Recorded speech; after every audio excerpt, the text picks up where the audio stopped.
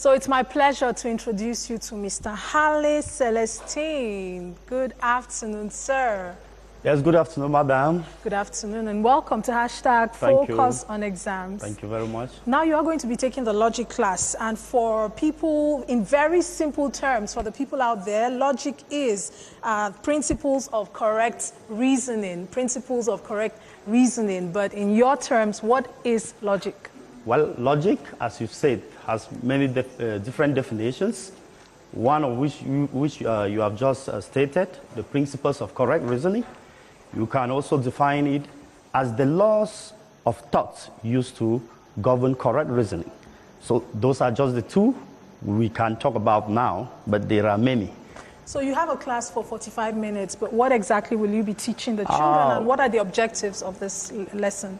I will be taking the students this afternoon with immediate inference, and the objectives. First is for the students to be able to determine the structure, the value, and the rules of syllogistic arguments. Secondly, they should be able to construct valid syllogistic arguments using the general rules and the special rules of syllogistic reasoning. Did you hear that? If you didn't understand, stay put. You understand right now. So the classroom is all yours. Thank you, madam.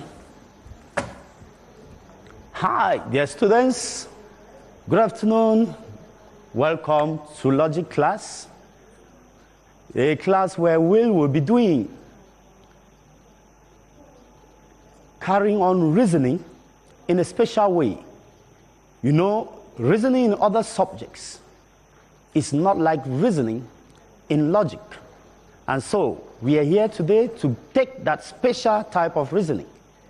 And for our lesson today, I want you to listen to this simple narration, and from there you suggest to me which lesson you think we can draw, or topic we can draw from that little presentation. It happened that in a university class,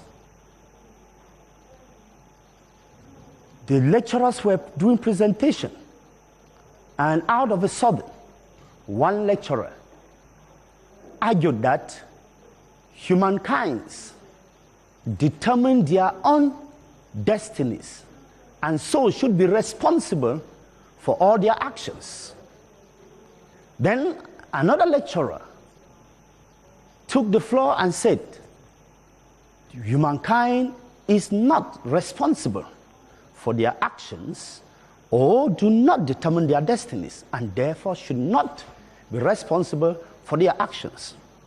Now, when you listen very well to that presentation, what can you tell me from that little analysis? Yes, I'll call on Menge. That is good. Yes, that is good. Good. That means you got it right, which means we will be introducing the lesson as you have said, that it is a syllogism. But know that we will start with immediate inference, because a syllogism is a form of immediate inference.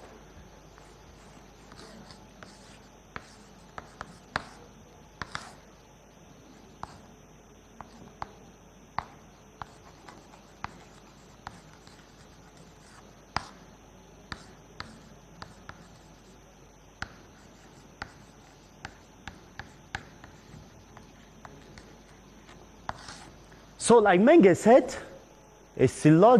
from the narration I gave, we can deduce the idea of a syllogism.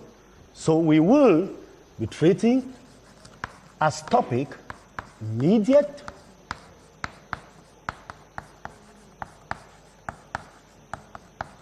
inference. So what is immediate inference? Yes, Ingrid, what do you understand by immediate inference? Yes, be audible, yes? Good.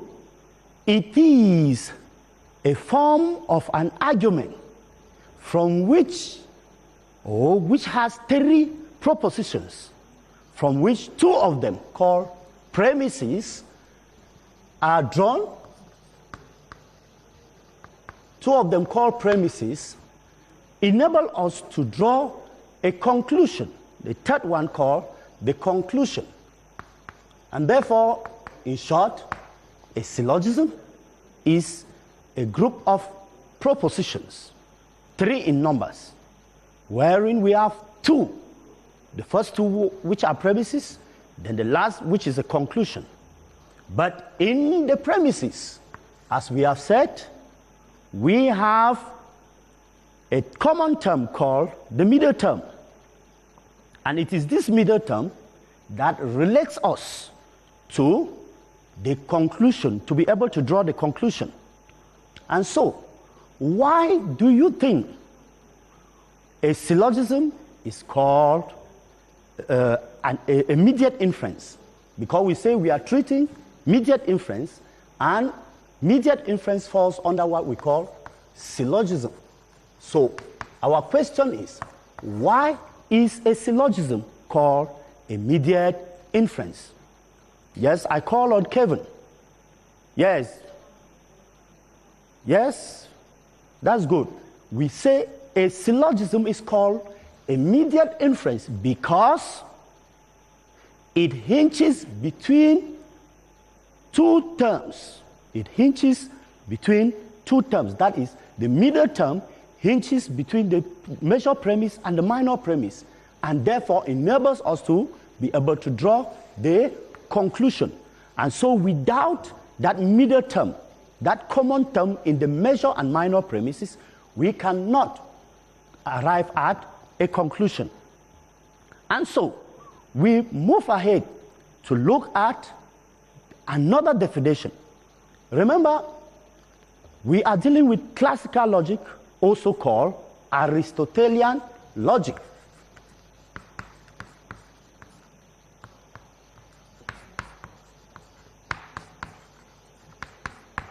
It is also called Aristotelian logic, that is classical logic.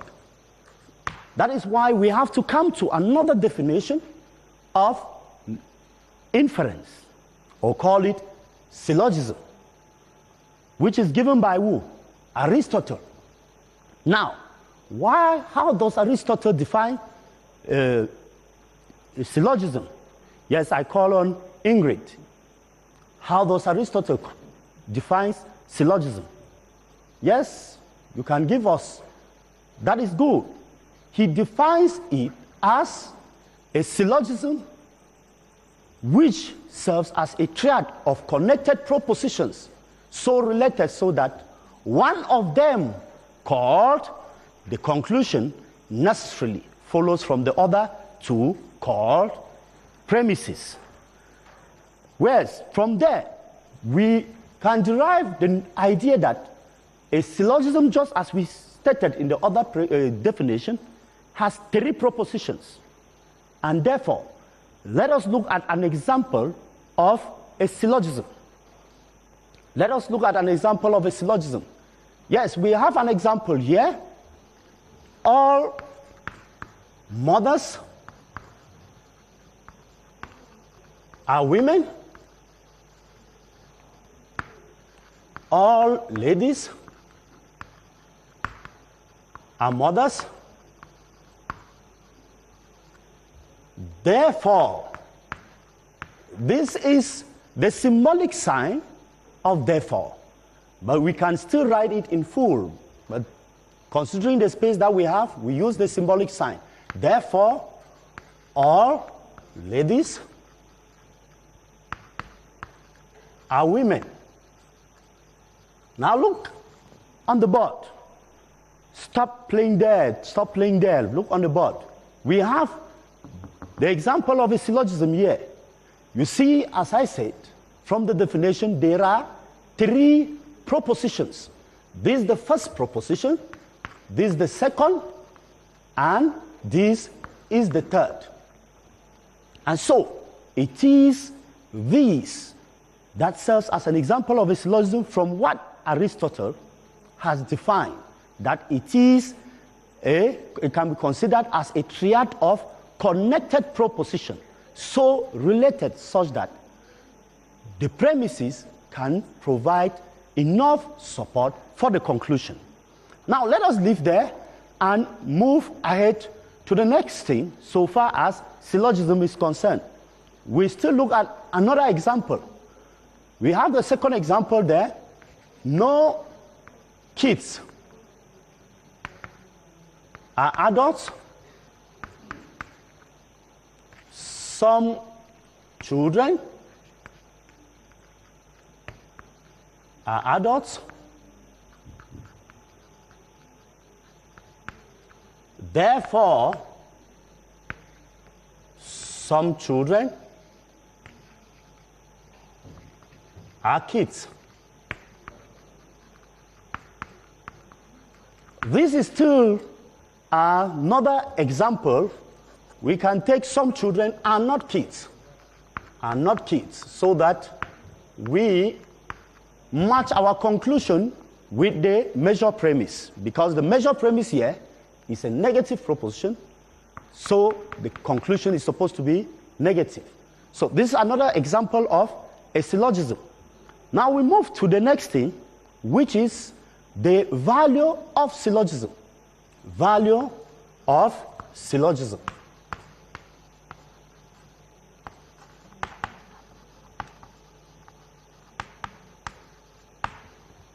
Now, Poma, can you tell us what you think you can benefit when you study syllogism?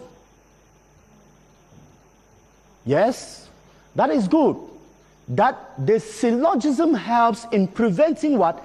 Hasty inference. When we talk of hasty inference, what do we understand by that? That you jump into conclusion so fast. So when you study syllogism, you are able to prevent such hasty inferences or conclusions that you make in life, in all aspects of your life.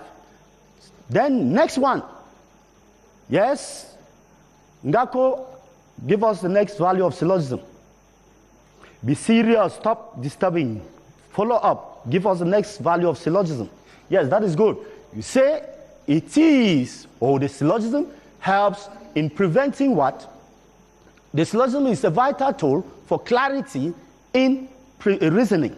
So when you study syllogism, it helps you to clarify your reasoning, such that you don't reason wayward, you don't reason without considering certain factors.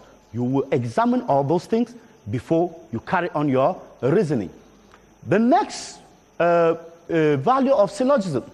Now let us move on. We can still say that the syllogism promotes precise statements by clearing up ambiguities and correcting fallacies. Yes, I know. I knew that you will certainly manifest that action. Yes, that is good, Ingrid. Yes, good. I knew that you will certainly present that problem. Ambiguities, yes. That what is the meaning of ambiguities? Ambiguities means doubt. Something that you are not sure of it. Something that you are not certain of. And therefore, we have to be able to use it so that you are able to clarify your doubt. Then we go to the next one. The syllogism is a test for consistency. Why is it a test for consistency? Because it can furnish us for proofs, for propositions. And so when you do syllogism or you study syllogism, you are able to be consistent. Consistent means what?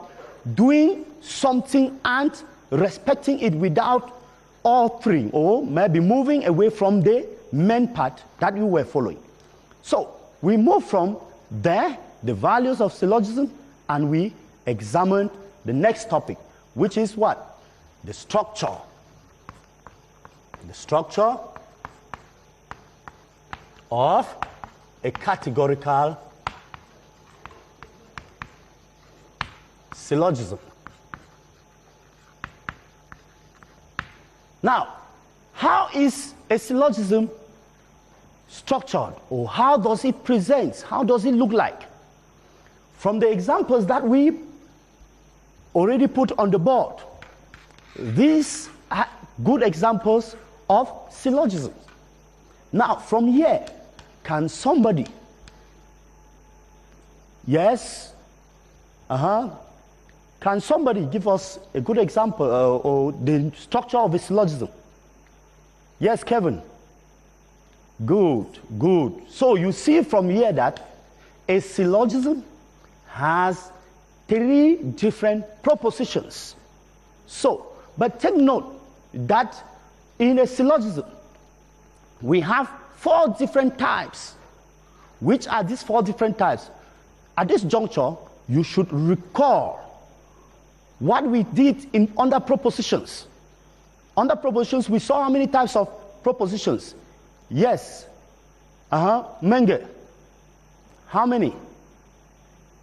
Good. 4 types. We saw 4 types of propositions. And therefore, we will be seeing 4 different types of syllogism as well. The 4 types of propositions that we treated some months back is the same thing. We have 4 types of syllogisms. And which are these 4 types? We have the categorical syllogism, which we are treating now. We have the disjunctive syllogism. We have the hypothetical syllogism, and we have the modal syllogism. But in this topic, we will concentrate on the categorical syllogism. So you take note, we will be concentrating on the categorical syllogism. So it is this categorical syllogism that we will see the structure and the different parts. So which are the structures of a categorical syllogism? Yes. Elat, yes? Good, good. Yes, we have 3 parts, as you have rightly said.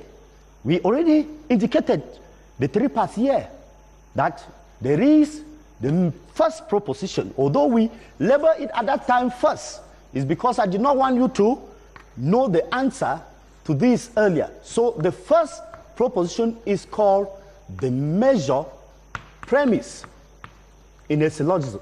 Take note. The second one is called the minor premise. And the third one is called the conclusion. So these are the 3 parts of a syllogism. Now, what do you understand by the major premise, the minor premise, the conclusion? Yes, Ateba? Oh, good. The major premise, yes. The answer to the major premise, good. It is the first proposition in a syllogism and carries the major term. It is that first proposition in the syllogism that contains the major term. That is why when you look here, this is the first proposition and it contains the major term. We will come to that. I don't want to go a little bit faster. We'll come to what the major term is. Yes, it's a good question, a good worry. Then we look at the second one. All ladies are mothers. We say it's the minor term. So, Tega, what do you understand by the minor term in a syllogism?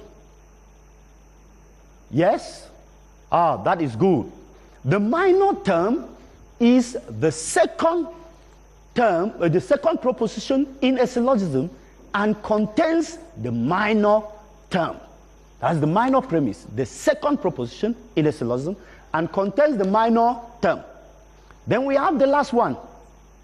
Yes, Constance? Yes? Good. The conclusion is the last proposition, just as we have here. It is clear. The last proposition in a syllogism and contains the major and minor terms and not the middle term. Now, we move away from there to look at other elements of a syllogism. After knowing the parts of a syllogism, we look at other elements of a syllogism.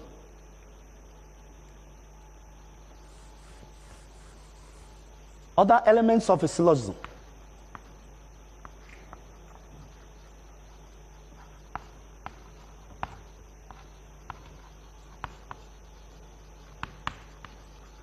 Now, which are the other elements that we can find in a syllogism? Let us clean the board here so that we can be able to have space to write other things as we move ahead.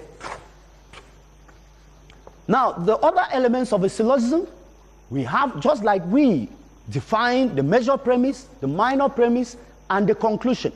We made mention of some terms in those definitions. Now, the first one is what? We have the major term. This is another element in a syllogism. The first one is the major term. I've given you the first one so that you will be able to identify the other ones. Good. Already from the first one, the major term, you should be able to deduce the other terms. So, what is a major term? Because if you examine our examples of syllogism very well, you discover that we have 3 terms. So, this is the first one. What is the major term? Yes, Polycarp. Yes. Good. The major term is that term which is found in the major premise and serves as what? The predicate of the conclusion. That was a good one.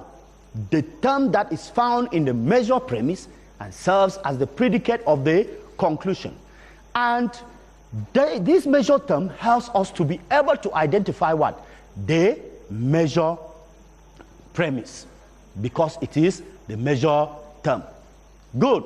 The second one. Yes? Constance. Good. The second term is what we call the minor term. You see, it is coming. It is coming. So what is a minor term? Yes? Frederick. Yes, what is a minor term? What is a minor term? Oh, I knew that you will not even be able to say anything. But listen very well. It's because you are not paying attention. The minor term is that term which is found in the minor premise and serves as what? The subject of the conclusion. I repeat again, that it is the term found in the minor premise and serves as the subject of the conclusion. And it helps us to identify what? The minor premise, since it is found in the minor term. So the last, which is the last term? Yes? Atangana. Good. The last term is what we call the middle term. I am glad that you people are responding very well. The middle term. So what is a middle term? This is that term found only in the major and minor premises, but not in the conclusion. Let me give us another example of a syllogism so that you will see it very clearly there. No women are children. Some girls are women. Therefore, some girls are not children. Now look up here. Look up, look up. Look at this example. No women are children. Some girls are women. Therefore, some girls are not women. From the definition that you just gave for the middle term, you say it is that term which appears both in the major and minor premises. So look at the major and minor premise. This is the major premise, this is the minor premise. So which is that middle term there because the common term found in these two premises. Yes, yes, good, Ingrid. It is women because you see women here in the major and minor premises. So each time you see the common term in these two premises, know that it is your middle term.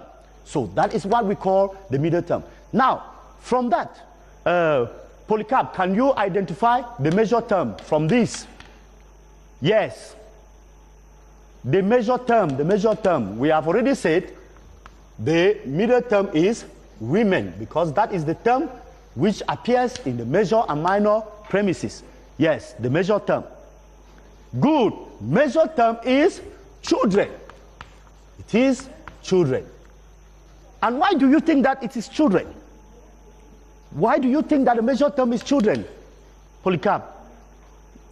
That is good. It is children because it is that term which appears in the measure premise and serves as what? The predicate of the conclusion. This is it.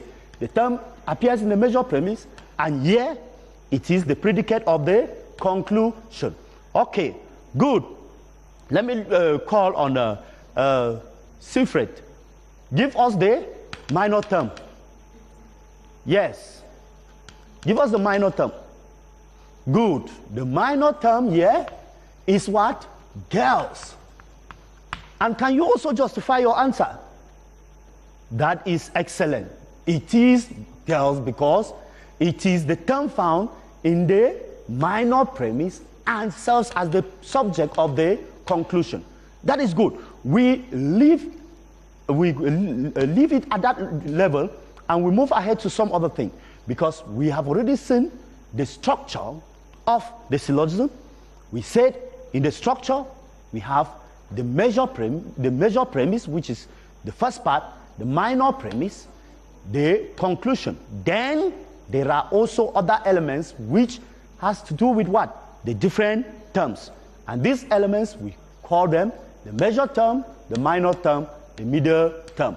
We have used this example as illustration, so we will be able to move ahead to do some other thing. But take note, I want to recall your minds to something, that you should take special note of the role of the measure and minor terms.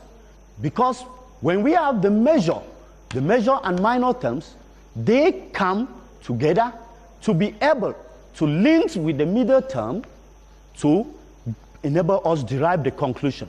And so these measure and minor terms, we call them what?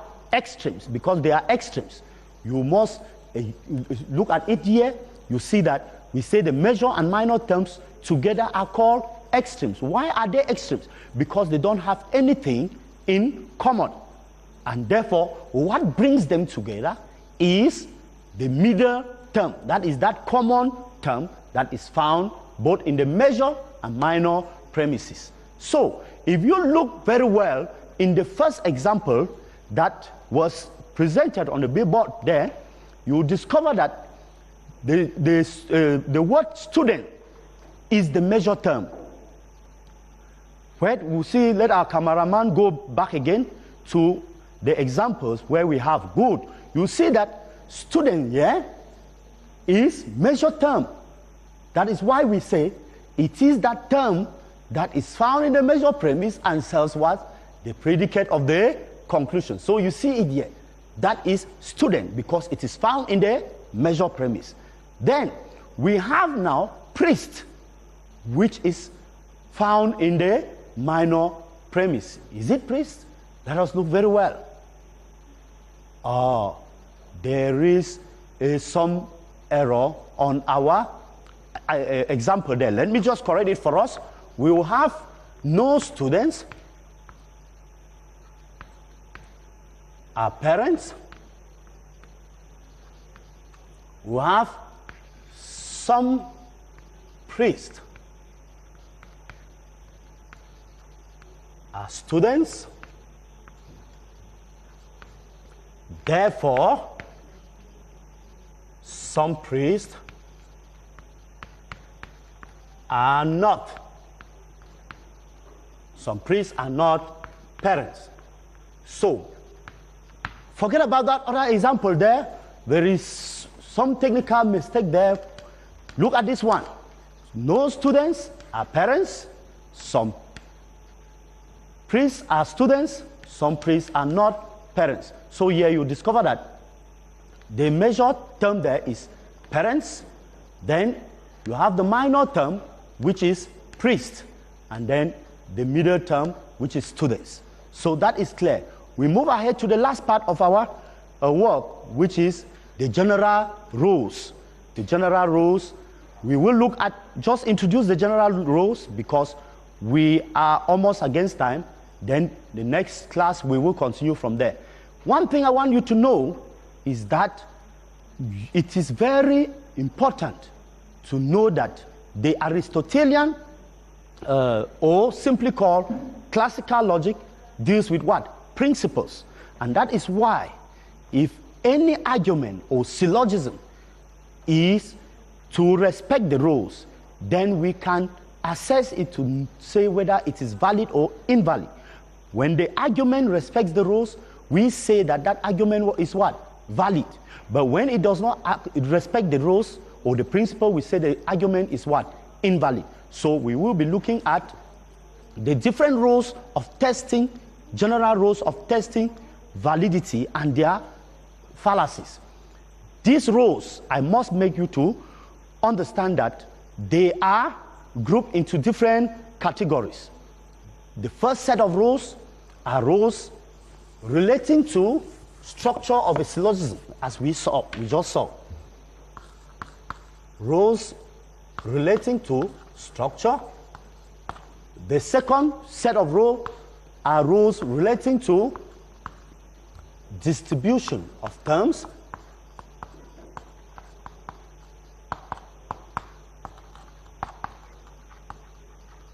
And the third category or set of rules are those relating to quantity of proposition. And the last one, or the last category, are rules relating to what? Quality of propositions. So, I will just introduce you to the first one so that you will go and read the other one and prepare the other ones and prepare for the next class. The first rule that deals with what? Structure of a syllogism. The structure of the syllogism.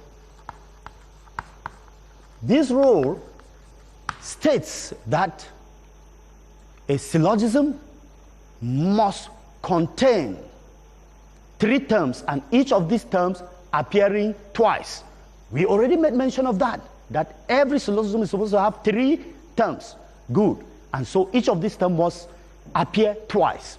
If you have a syllogism where the terms are not up to 3, or they are more than 3, and a term appears more than 2 times, then that syllogism has not respected or has failed to respect the rules of syllogistic reasoning, and thus that syllogism will be invalid.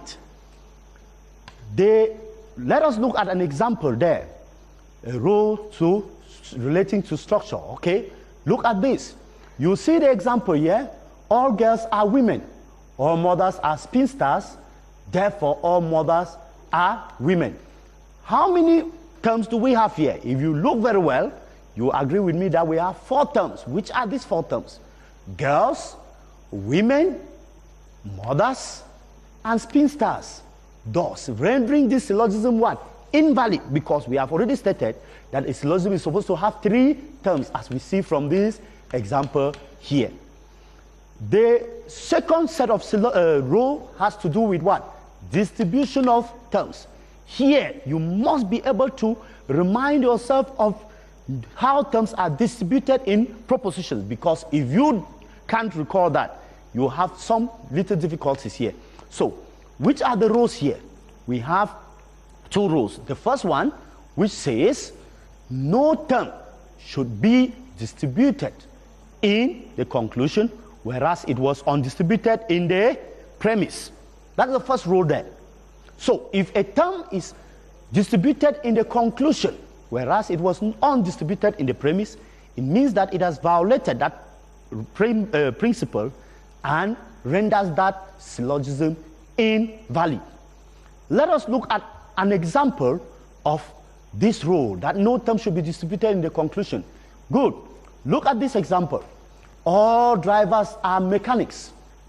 No drivers are bachelors. Therefore, no bachelors are mechanics. What is wrong in this syllogism that we say it is invalid? Look at the measure term. Who can identify the measure term here? Yes, Gladys. Good. Mechanics. This is the measure term, mechanics. And you realize that in the measure premise, mechanics here is undistributed, but here it is distributed, thus rendering it invalid. I think we will end there for today, but as I've said, go and continue reading so that in the next class we will be able to continue with the different other rules testing validity of syllogism. I must confess that this is the first time I'm seeing a logic lesson, or I'm listening to a logic lesson. So I found it very fascinating. And I'm sure a lot of you out there also are finding it very fascinating. So we have a few questions from our viewers who are from 5 students, I presume. They are sending their questions to the number 80818. And you can also send your questions as well. We have this question from Jeff Langmi in Yaoundé. How is the middle term distributed between the 3 propositions of the mediate inference? Oh, Langmi, thank you for that question. But just to correct you, that the middle term is not distributed in 3 propositions. We have 3 propositions like this example. The middle term can only be distributed in the first 2 propositions, that is the premises. It cannot be distributed in the conclusion because the middle term does not even appear in the conclusion. So the middle term, like we see here, it is distributed in the measure premise but undistributed in the minor premise. Why? Because women in the measure premise here is talking about the totality of the class of women. But in the minor premise here, it is only referring to some or part of the class of people called women. So that is why in this example, women in the measure premise is distributed, but in the minor premise it is undistributed. So take note, the middle term does not appear in the conclusion. It appears only in the measure and minor premises. The next question is from Efwetlancha Nye Clarita from Etugebe. Very interesting name. Efwetlancha Nye Clarita. What is the name given to the premise which contains the predicate of the conclusion? Good. The name, thank you first of all for that brilliant question. The name given to the proposition that contains the predicate of the conclusion is called the conclusion itself. Because when you look at this example, or let us come to this one, you see that from your question, the name given to the proposition that contains the predicate of a conclusion. This is the proposition that contains the measure premise. And therefore, this one is the first one, and that is the proposition you are referring to. And so if you have to give a name to this one, what name are we going to call it? Measure premise. That is why I say the first proposition is the measure premise. So that which contains the predicate of a conclusion is called the measure premise. We have this question from ligne Eusebius from the center region. I presume he just said center. And he's asking, why is, in the example of syllogism, why is the predicate term of the first premise not the subject term of the second premise? Oh, no. The predicate from the example, the predicate term of the first premise, why it is not the subject term of the second premise? No, now, let me tell you something, my dear friend. Ligne. Let me tell you something. The predicate term of the first premise must not be the subject of the second premise. It can be, but it must not be. Why? Because in the major and minor premises, if you can look at this example again, in the major and minor premise, you see that parents here is the predicate of the major premise from your question, but it cannot be the subject of the minor premise. Why? Because it is the major term, and so it does not appear in the minor premise. It can only appear in the conclusion. The term that can appear in the major premise and in the minor premise is what we call the middle term. And when you look at this example, you see that the middle term here is what? Students, because it appears in the major and minor premises. You look very well. That's the middle term. This is the only term that can appear in the two premises, major and minor premises. I hope you understand. The last question is from Marie Paul in Susa. That's very interesting to know you're watching us all the way from Susa. When is the fallacy of the illicit process committed? That is good. You have gone so very fast ahead.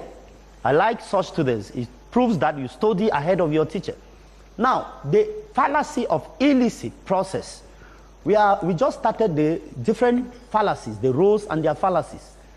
Time has cut us short. We'll come to that. But just to answer your question, the fallacy of illicit process is when a term was undistributed or is undistributed in a premise but becomes distributed in the conclusion. I have an example in the presentation that we have made, but because of time we cannot go to that. But let me just give you an example here. Look at this. I'll give you an example which is the fallacy of illicit process. It can be illicit major, it can be illicit minor. Look at this. All ministers are administrators.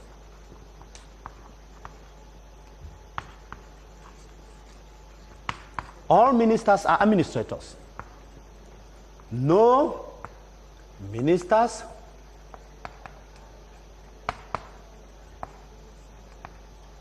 are illiterate. Are illiterate persons. Therefore, no illiterate persons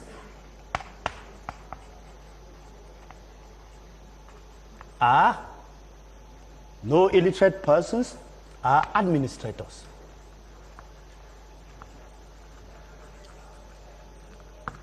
So look up at this example here. You'll see that the middle term here is ministers. It is distributed in these two premises. If you can recall exactly how terms are distributed in propositions. But look at administrators here, which is the measure term. Because we say the measure term is that which appears in the measure premise and serves as what? The predicate of a conclusion. Here in the measure premise, it is undistributed because it is making reference only to a part of a group of people called administrators. And which is this part of the group of persons called administrators? Ministers. But there are other administrators, like principals and all the like. They are not involved there. So, but when you come here, no illiterate persons are administrators. You discover that it is what? Distributed, because it is an E proposition and it is making reference to the totality. Thus, it commits the fallacy called what? Illicit process of the measure, to be precise. But I've said there is also what? Illicit process of the minor. That was Mr. Halle Celestine, and the lesson he was taking was logic. And you can tell that he's so passionate. I want to say a big hello to all our teachers out there who are passionately teaching our children. Those of you who are teaching your children at home, those of you who are teaching your children on WhatsApp forums, those of you who are coming here on the national television to teach our children. We say thank you. Teachers are doing a wonderful job, aren't they?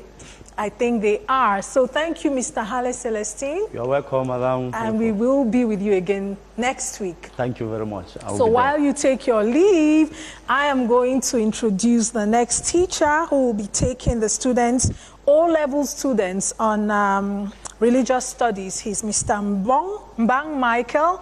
Mr. Mbang Michael, he will be here in a minute. But before he comes, take a listen to this message.